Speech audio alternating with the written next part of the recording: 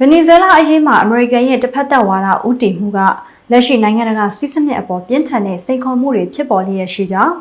ပြည်ထောင်နိုင်ငံဆိုင်ရာစီနီဂေါတန်အမတ်ဟောင်းနိုင်ငံရေးဟောပြောရေးသားသူဟာဂျီအမန်ဒူနီယောင်ကစီနီဂေါစီနီပလတ်သတင်းဝက်ဆိုက်ရဲ့မကြသေးမီရက်ကထုတ်ဝေခဲ့တဲ့မှတ်ချက်ပြုဆောင်းပါးမှာထောက်ပြခဲ့ပါတယ်။ဆောင်းပါးအနှစ်ချုပ်ကတော့ကုလသမဂ္ဂလုံခြုံရေးကောင်စီကခွင့်ပြုချက်မရှိတဲ့တရားဝင်ခုခံကာကွယ်တဲ့အခြေအနေနဲ့ကိုက်ညီမှုမရှိတဲ့ဘလို့စီရေးအရာဝင်ရောက်ဆွတ်ဖတ်မှုကိုမဆိုကုလသမဂ္ဂဗြိညင်စာတမ်းကအတည်ပြုသတ်မှတ်ထားတဲ့အခြေခံမူတွေကိုချိုးဖောက်ကြောင်း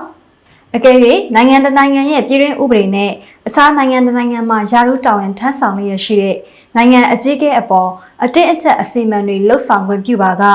နိုင်ငံအကြီးအကဲတွေမှာကင်းလွတ်ခွင့်ရှိတဲ့ဆိုတဲ့အဆိုပါနိုင်ငံတကာဥပဒေတရက်ရဲ့အခြေခံမူကိုတိုက်ရိုက်ထိခိုက်စေမှာဖြစ်ပြီးနိုင်ငံတကာဆက်ဆံရေးမှာမရေမရာမှုတွေကိုပုံမဆိုးဝါးစေမှာဖြစ်ကြောင်းဖော်ပြထားပါတယ်။အမေရိကန်ဟာပြည်တွင်းဥပဒေဦးစားပေးမှုခေါင်းစဉ်ကိုအလေးထားပြောကြားခြင်းဖြင့်အချို့သောနိုင်ငံတကာရေးရာကိစ္စရပ်တွေမှာစီးမြင့်တဲ့အတိတ်ပဲဖွင့်ဆိုခွင့်ကိုပြန်လည်ဖွဲ့စည်းဖို့ကြိုးပမ်းခဲ့ရာအဆိုပါလုပ်ရဟာနိုင်ငံတကာစီမံခန့်ခွဲရေးစနစ်အပေါ်နှက်ဆိုင်တဲ့ရိုက်ခတ်မှုတွေဖြစ်ပေါ်စေလျက်ရှိကြောင်းဖော်ပြထားပါတယ်။မတူညီတဲ့အချုပ်အခြာအာဏာဆိုင်ရာအကြောင်းအရာတွေမှာနိုင်ငံတကာအတိုင်းအဝိုင်းရဲ့တုံ့ပြန်မှုဟာတည်တာထင်ရှားတဲ့ခြားနာချက်တွေရှိကြောင်း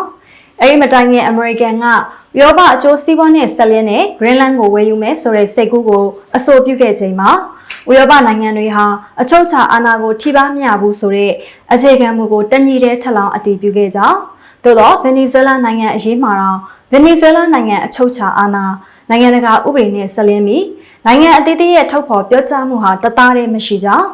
အဲလိုခြားနားမှုတွေကြောင့်ပြင်ပအနေနဲ့နိုင်ငံတကာဥပဒေအသုံးချမှုရဲ့တသက်မတ်သေးရှိမှုအပေါ်တန်တရားတွေအမှန်တကယ်ဖြစ်ပေါ်စေကြောင်းဖော်ပြထားပါတယ်။ကာလရှည်ကြာစွာအာဖရိကနိုင်ငံတွေအပါအဝင်တတိယကမ္ဘာနိုင်ငံများစွာရဲ့အမြင်မှာနိုင်ငံတကာဥပဒေဟာ၎င်းတို့ရဲ့အချုပ်အခြာအာဏာကိုပြင်ပဝင်ရောက်ဆွတ်ဖက်မှုကနေကာကွယ်ဖို့အတွက်အရေးကြီးတဲ့အာမခံချက်တစ်ခုအဖြစ်အမြဲရှိခဲ့ကြောင်း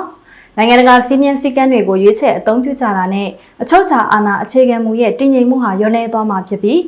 သက်ဆိုင်ရာနိုင်ငံတွေရဲ့နိုင်ငံတကာစီးစနစ်အပေါ်ယုံကြည်မှုဟာလည်းလိုက်ပြီးကျဆင်းသွားမှာဖြစ်ကြောင်းနိုင်ငံအသီးသီးအနေနဲ့နိုင်ငံတကာစီးမြင်စည်းကမ်းတွေကိုတသားလေးလိုက်နာဆောင်ရွက်မှသာလျှင်နိုင်ငံတကာဥပဒေက